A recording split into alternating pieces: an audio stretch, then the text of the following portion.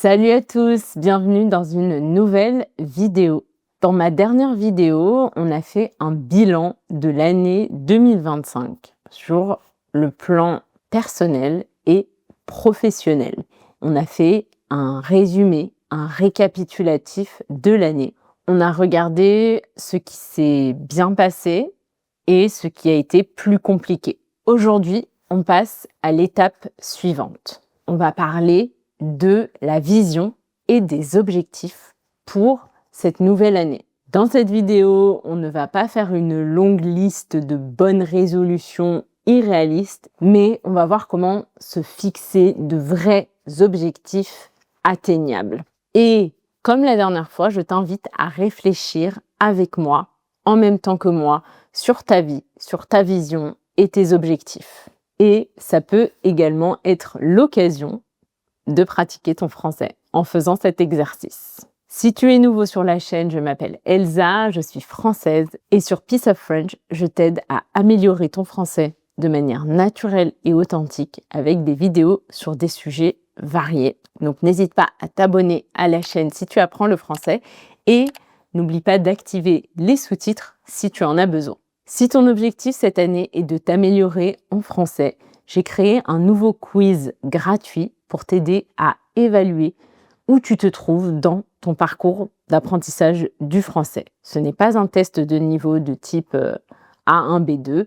Non, c'est une auto-évaluation qui va te permettre de savoir où tu en es dans ton apprentissage du français. Et à la fin du quiz, tu vas recevoir des recommandations personnalisées pour progresser en français. Si ça t'intéresse, je te laisse le lien en barre d'infos. Comme pour la vidéo précédente, beaucoup des idées que je vais partager dans cette vidéo sont inspirées des réflexions de Ali Abdaal et également de sa femme, Izzy Silly.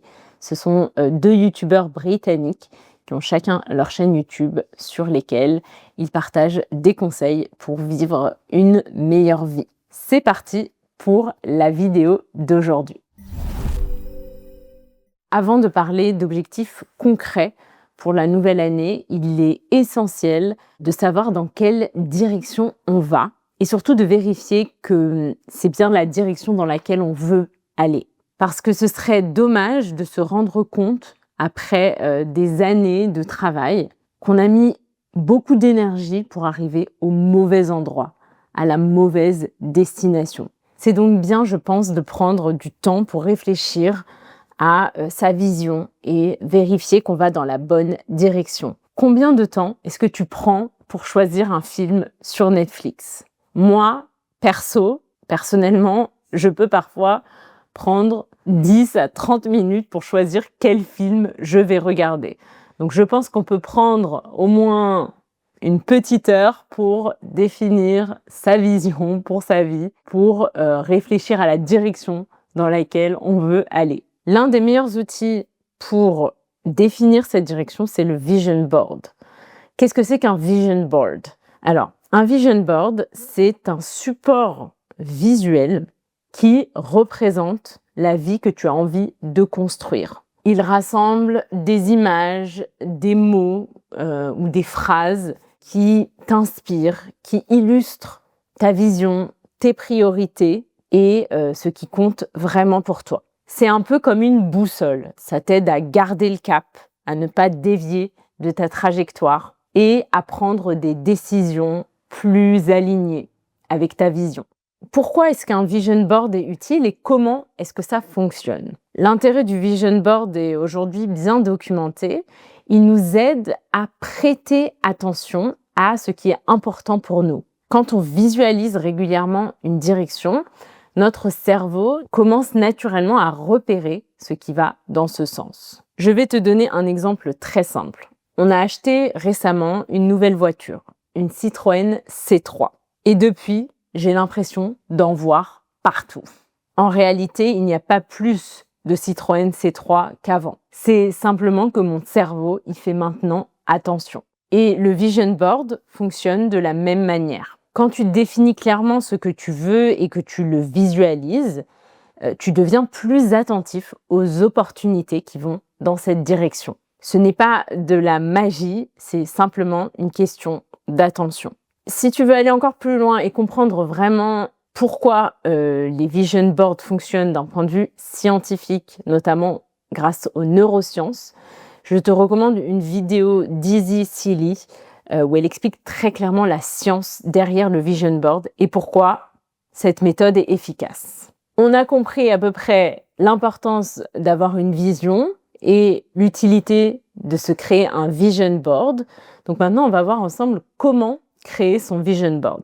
La première étape, c'est d'imaginer ce que tu veux sur le court moyen terme, avec un horizon d'environ 1 à 3 ans.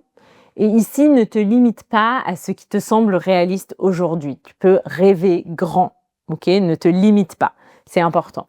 Et pour t'aider, tu peux réfléchir à ta vision dans plusieurs grandes catégories. Donc, il y a 4 catégories que je te recommande d'utiliser. Santé et bien-être, relations familiales, amicales, amoureuses, vie professionnelle. Et enfin, la dernière catégorie, je l'appelle cadre de vie et expérience. Donc, ça va rassembler où est-ce que tu as envie d'habiter, quel est ton lieu de vie idéal, qu'est-ce que tu fais pendant ton temps libre, les voyages, les loisirs, etc.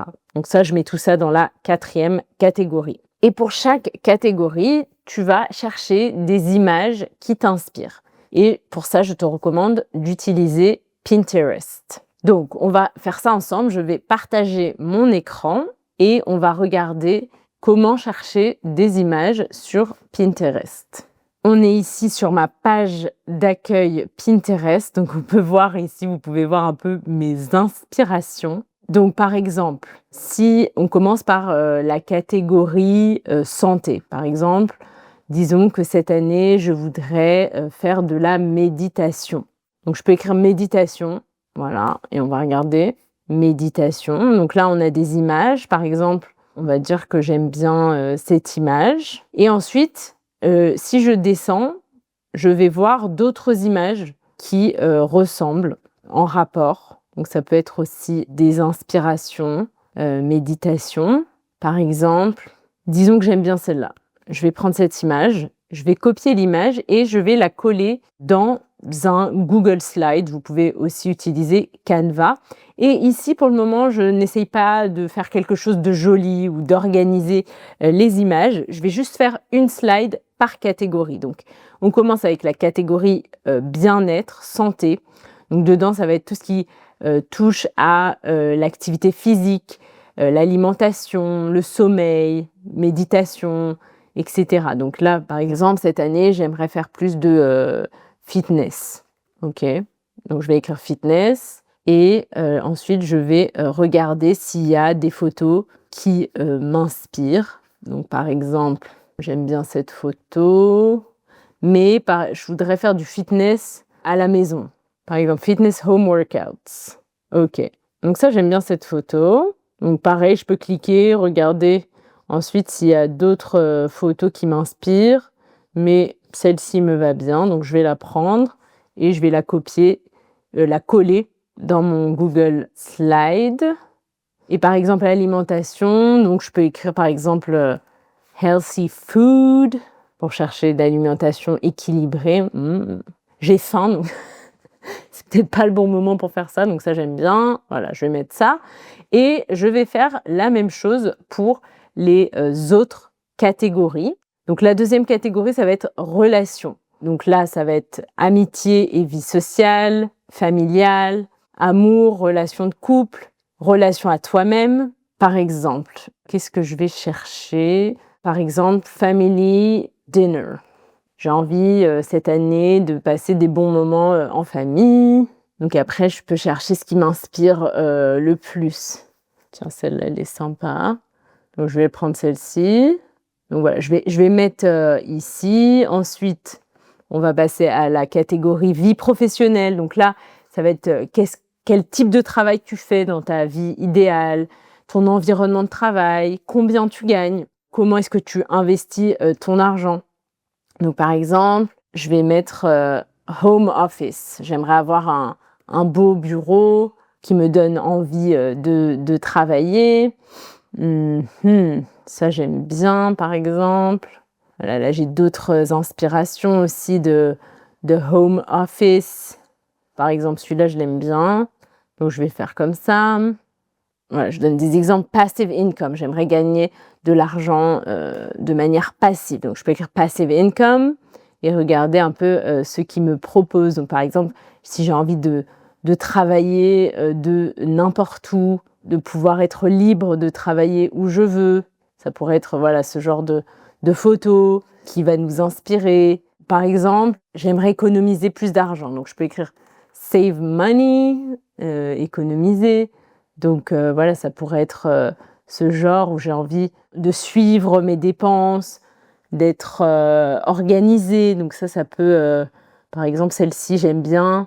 Ça me donne une vibe un peu d'organisation. Donc, voilà, je vais mettre ça. OK. Et enfin, dans la dernière catégorie, ça va être cadre de vie et expérience. Donc là, comme je vous le disais, ça peut être votre maison, l'endroit où tu vis, ce que tu fais pendant ton temps libre, voyage, loisirs, expérience. Donc par exemple, une belle maison avec plein de lumière, du bois, des plantes. J'aime, j'adore.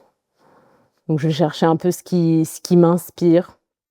Ensuite, au niveau des voyages, j'ai envie de faire de la randonnée, hiking par exemple en Suisse, faire de la randonnée en Suisse. Donc ça me... Voilà, par exemple ça, je trouve ça sympa, copie, voilà. Donc vous avez compris l'idée. Donc voilà, ça va être pour le moment récolter des images dans les différentes catégories qui vous inspirent. Et moi, j'aime bien aussi intégrer des citations. Par exemple, je vais vous montrer si j'écris dopamine naturelle, parce que c'est un de mes objectifs de cette année, une de mes visions, c'est d'avoir une vie, on va dire, plus sans dopamine rapide. Par exemple, ça, j'aime beaucoup.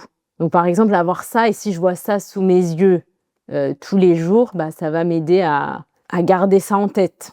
Donc ensuite, vous rassemblez les images les plus fortes, celles qui sont pour vous les plus impactantes, celles qui vous attirent le plus dans un seul document. Donc vous n'êtes pas obligé d'inclure toutes les images que vous avez choisies dans vos différentes catégories. Choisissez les images qui vous attirent le plus et ce que je vous conseille, c'est de les placer donc dans une seule slide, dans un seul document, tout en gardant les catégories. Donc par exemple, en haut à gauche, vous aurez tout ce qui est en rapport avec la santé, l'alimentation, le bien-être. Ici, vous aurez ce qui est en rapport avec les relations. Ici, vous aurez ce qui est en rapport avec la vie pro, la vie professionnelle. Et en bas, tout ce qui est en rapport avec les expériences. Voilà, c'est une suggestion pour mettre toutes vos images ensemble. Vous essayez de les assembler dans quelque chose d'assez joli pour vous. Vous pouvez, comme je vous ai dit, ajouter aussi des petites citations. J'essaierai de vous mettre à l'écran des exemples de vision board pour vous inspirer. Et ensuite, la partie importante, c'est de placer ensuite son vision board de manière à le voir le plus souvent possible, tous les jours, ok? Voir son vision board le plus souvent possible. Donc moi, ce que je vous conseille de faire, c'est de le mettre en fond d'écran de votre ordinateur ou également de votre téléphone. Donc pour ça, vous pouvez redimensionner et recréer, on va dire, un vision board adapté. Par exemple, sur Canva, vous pouvez choisir un projet au bon format pour être en fond d'écran de votre téléphone. Vous pouvez également, si vous voulez, l'imprimer et le mettre à un endroit que vous voyez tous les jours, donc par exemple sur votre bureau. L'idée, c'est vraiment de voir votre vision board le plus possible, de le garder sous les yeux pour rester connecté à votre direction, pour que la magie, entre guillemets, opère. Donc on a parlé du vision board, donc là on était toujours dans la vision, et maintenant je voudrais qu'on parle de comment passer à l'action, parce que si tout reste au niveau de vision, rien ne va se passer, ok? Il faut passer à l'action et aux objectifs concrets. Et ici, je vous conseille de faire des objectifs trimestriels. Pourquoi se fixer des objectifs trimestriels? Parce qu'en général, en début d'année, on se fixe des objectifs annuels, on prend de grandes résolutions. Cette année, je vais me mettre au sport, je vais manger équilibré, je vais apprendre une langue. Mais le problème, c'est que un an, c'est long. et qu'il peut se passer plein de choses, beaucoup de choses peuvent changer, et puis qu'on a aussi tendance à procrastiner en se disant qu'on a le temps. Je commencerai le mois prochain, j'ai le temps, et ensuite on est déjà en novembre et vous n'avez rien fait. Il y a des études qui montrent que la majorité des gens abandonnent leurs bonnes résolutions après quelques semaines. J'ai pas le chiffre exact en tête, mais c'était peut-être 80% des gens arrêtent après 2 semaines, quelque chose comme ça. Ce n'est pas très efficace. Donc, ce que recommandent plusieurs approches et plusieurs experts en productivité, comme Ali Abdaal, comme sa femme, comme le livre également de 12 Week Year, c'est de raisonner en objectifs trimestriels, c'est-à-dire sur les 3 prochains mois, sur les 90 prochains jours. Au lieu de raisonner en objectifs annuels, on va se fixer des objectifs trimestriels, par trimestre, sur 3 mois. Et en fait, l'idée, ça va être de se fixer seulement 2 objectifs principaux pour le trimestre. Un objectif professionnel et un objectif personnel. Et c'est tout. Ces objectifs doivent être réalistes, atteignables. On va pas se dire, je sais pas, je vais écrire un livre en 3 mois alors que j'ai pas commencé, alors que je n'ai encore rien fait. C'est peut-être pas réaliste. Peut-être pour certaines personnes, oui, mais je pense que écrire un roman, ça prend plus de 3 mois. Un objectif réaliste, c'est se dire, je vais construire le plan de mon livre et écrire une première version. Ok ? C'est plus réaliste en 3 mois. Mais l'idée, voilà, c'est d'avoir des objectifs qui sont réalistes, atteignables, mais on va dire suffisamment ambitieux pour nous faire avancer. C'est-à-dire, il ne faut pas que ce soit trop facile non plus, sinon on n'avance pas vraiment, on ne progresse pas vers notre vision. Et il faut bien sûr que ces objectifs soient alignés avec la direction définie dans le vision board. Pourquoi un seul objectif principal par domaine ? Parce que ça permet de rester concentré, de ne pas s'éparpiller entre plein d'objectifs différents où au final, à la fin des 3 mois, on n'a pas avancé sur grand-chose. Il vaut mieux se concentrer sur un objectif, mettre tout son temps, toute son énergie dans cet objectif et ça permet de progresser beaucoup plus que si on avait essayé d'avancer en parallèle sur plusieurs objectifs. Et ça permet aussi d'avoir à la fin de ces 3 mois un vrai sentiment de satisfaction, d'accomplissement parce qu'on a réussi à faire ce qu'on voulait et ça, c'est super. Alors ici, je vais vous proposer le framework qui est utilisé par Ali Abdaal pour définir ses objectifs trimestriels, son objectif principal professionnel et son objectif personnel. C'est le même framework, la même formulation pour les deux et je vous laisserai également en barre d'infos ces formulations si vous voulez les réutiliser. Donc en gros ça dit mon objectif principal professionnel pour ce trimestre est 3 petits points. C'est la chose la plus importante à accomplir ce trimestre parce que 3 petits points. Donc expliquer pourquoi cet objectif est prioritaire maintenant, pourquoi c'est la chose la plus importante à faire. Pour atteindre cet objectif, je m'engage à avoir accompli d'ici la fin du trimestre 1, 2, 3. Je vais vous donner ensuite un exemple pour illustrer. Et pour m'assurer d'y arriver, je vais 1, 2, 3. Donc avoir des actions concrètes à faire pour atteindre cet objectif. Et on va appliquer le même modèle pour l'objectif personnel. Je vais vous donner des exemples concrets de mes objectifs professionnels et personnels pour le premier trimestre de cette année. Mon objectif professionnel, mon principal objectif professionnel pour ce premier trimestre est de créer un cours destiné aux débutants en français, car une grande partie de mon audience n'est aujourd'hui pas suffisamment accompagnée par mes offres actuelles. Parce qu'aujourd'hui, presque 50% de mon audience est à un niveau débutant ou élémentaire et je n'ai pas d'offres spécifiques pour cette audience. Donc, mon objectif principal, ça va être de créer une offre pour ces étudiants. Concrètement, d'ici la fin du mois de mars, je m'engage à définir et structurer le contenu du cours, filmer l'ensemble des vidéos et lancer une première version du cours et accueillir un premier groupe d'étudiants. Donc c'est un objectif assez ambitieux, mais pour m'assurer d'y arriver, je vais travailler tous les matins entre 9h et midi exclusivement sur ce projet. Parce que le matin, c'est vraiment le moment où je suis le plus productive. Donc si je dédie toutes mes matinées à faire avancer le projet, il y a de grandes chances que ça se réalise. Donc voilà, ça c'est un exemple d'objectif professionnel. D'ailleurs, si vous êtes intéressé par ce cours pour les débutants, vous pouvez vous inscrire sur la liste d'attente pour être informé du lancement et bénéficier du meilleur prix. Je vous laisserai le lien en barre d'infos.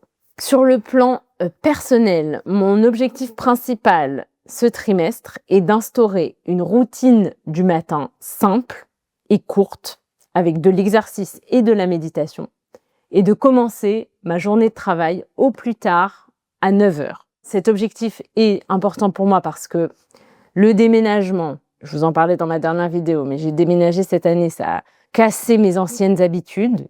Donc, j'ai besoin de retrouver une certaine structure, que le mouvement, que bouger tous les jours, faire du sport est essentiel à mon bien-être et c'est quelque chose que je veux vraiment prioriser cette année. Et troisièmement, parce que le matin, c'est vraiment le moment où je suis le plus concentrée, la plus productive.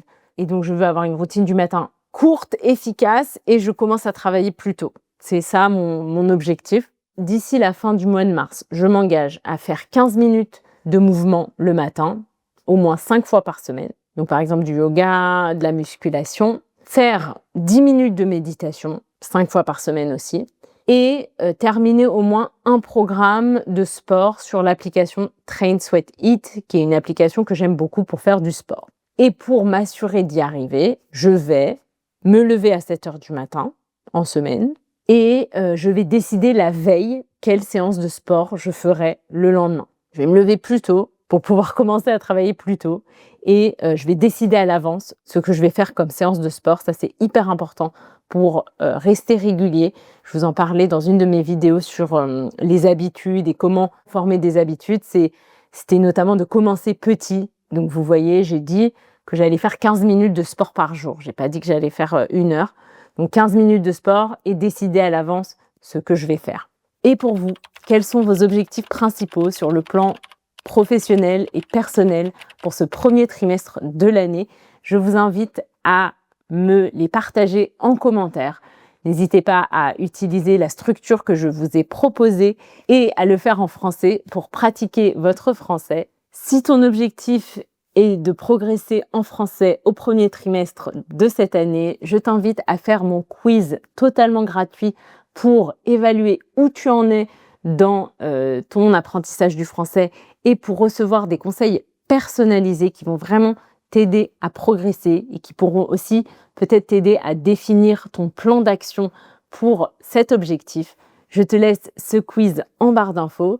J'espère vraiment que cette vidéo t'a plu, qu'elle t'a inspiré, qu'elle t'a donné envie, toi aussi, de définir ta vision et tes objectifs. Si tu as regardé cette vidéo jusqu'au bout, je t'invite à me mettre cet emoji boussole en commentaire. Et tu peux ensuite aller voir cette vidéo où je t'explique comment adopter de nouvelles habitudes dans ta vie pour vivre une meilleure vie. À bientôt pour une prochaine vidéo. Bisous!